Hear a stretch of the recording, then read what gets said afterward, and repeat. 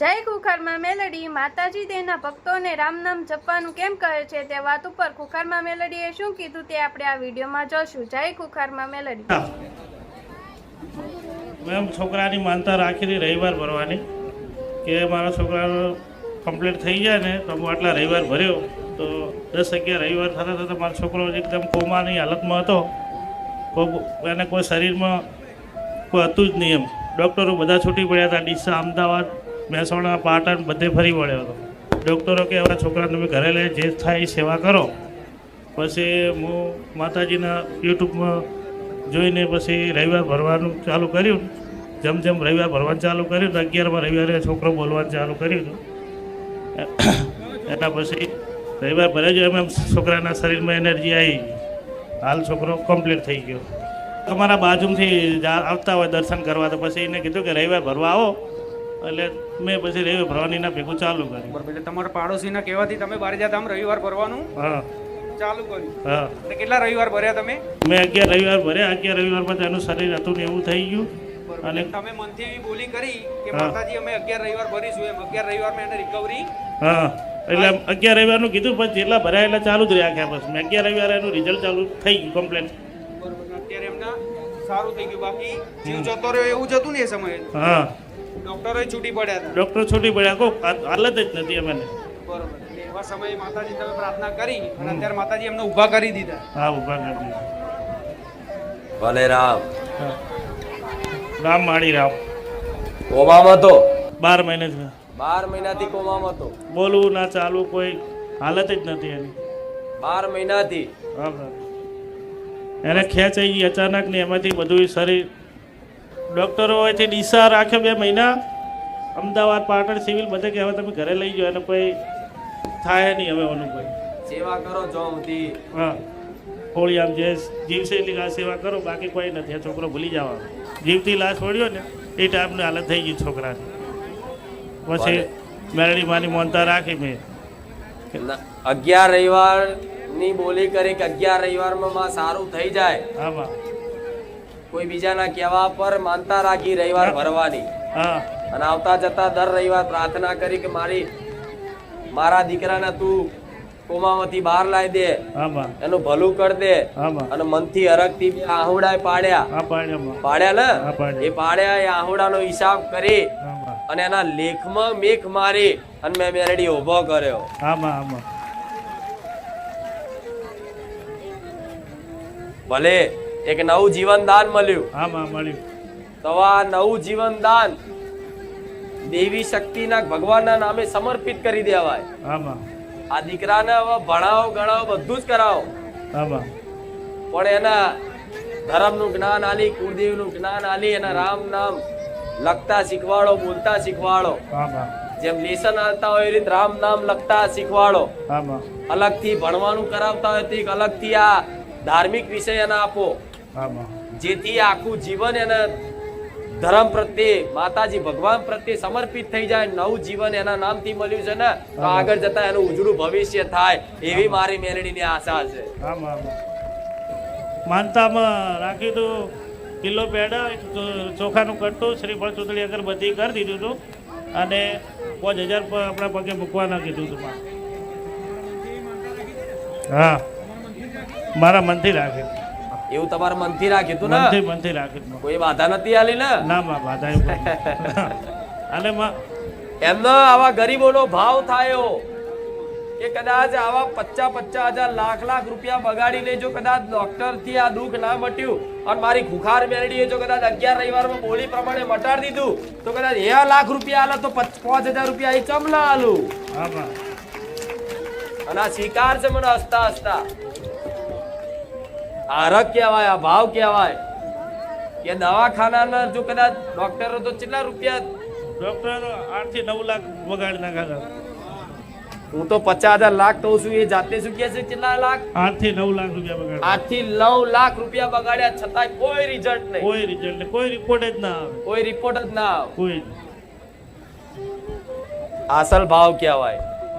ભલે પણ આવા ગરીબોના 5 રૂપિયા બી કદાચ આવા ભાવથી આલો ને મને હસતા હસતા સ્વીકાર.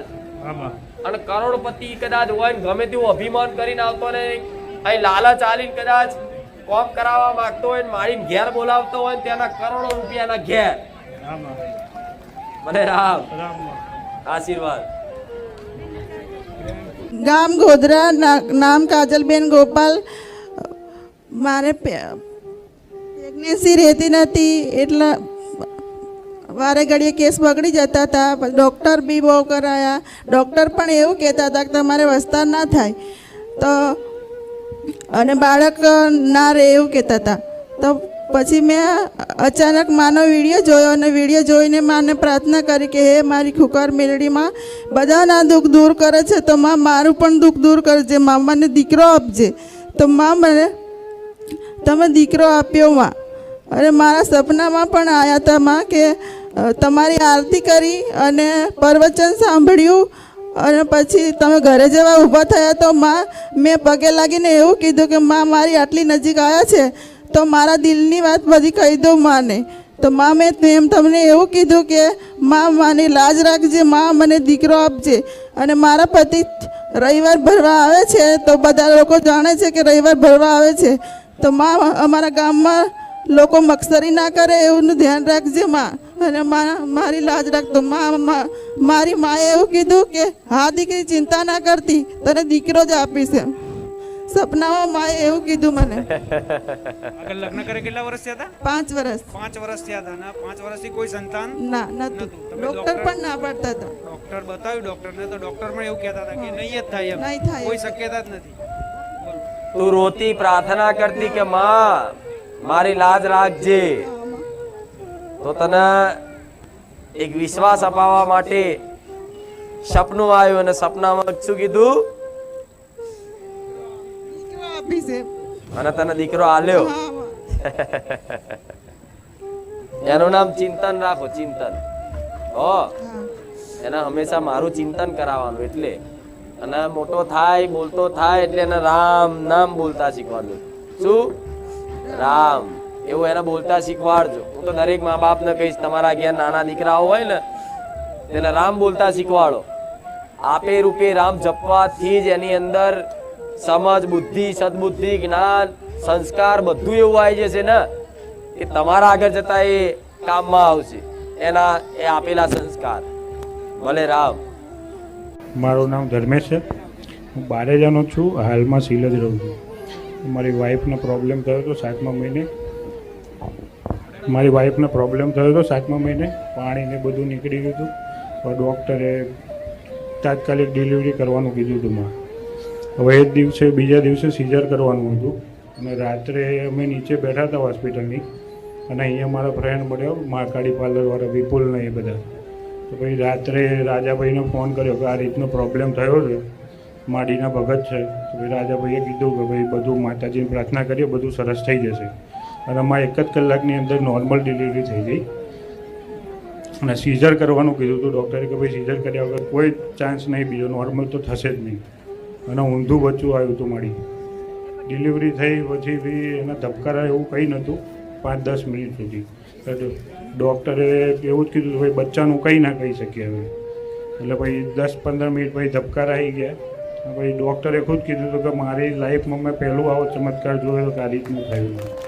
ડોક્ટર જાતે એવું બોલે. આ મારી બેબી 5 વર્ષની છે. અને હા બેબી હતી. હા દીકરો હતો. અને દીકરા માટે જ તમે મારા રવિવાર ભરવાનું ચાલુ કર્યું. હા મારી. એક જ અરજી હતી, હા એક જ પ્રાર્થના હતી. અને આજે 1 વર્ષ પૂરું થયું.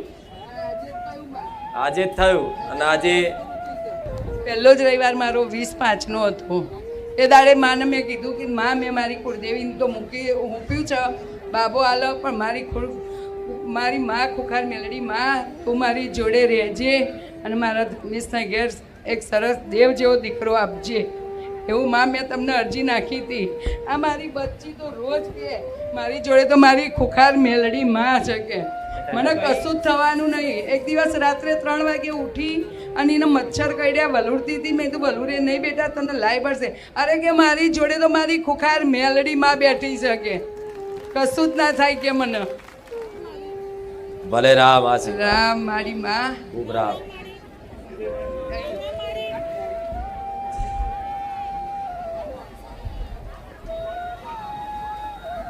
ભલે રામ. રામ મારી રામ. એનું નામ અનંત રાખો, અનંત, અરે વાહ માં મારી. જેનો અંત ના આવે. હા માં ને જો ઊંધી 100 વર્ષનો થાય તો ઊંધી ની જોડે રહેજો માં. મારા બચ્ચાને ઊંધી 100 વાંચન વર્ષનો આવે. થાય ત્યાં સુધી જો મને જોડે રાખવી હોય હા. તો એ જ્યારે બી 1 વર્ષનો થાય અને થોડી સમજણ એને આવતી થાય હા. અને થોડું બોલતા શીખે હા. ત્યારે એને રામ નામ બોલાવજો. હા માં. હા પહેલું શું બોલતા શીખવાડજો? રામ રામ. રામ. હા પછી માં. મમ્મી પપ્પા બધું શીખવાડે. હા માં. આ રામ નામ શીખવાડ્યું હા. તો 100 વર્ષ સુધી એનું આયુષ્ય હશે તો સુધી મારો સાથ હશે. હા માં મારી જે મારા માં, બોલનું મારી રામ. પાલન કરે તો હા. સુધી રક્ષા કરું.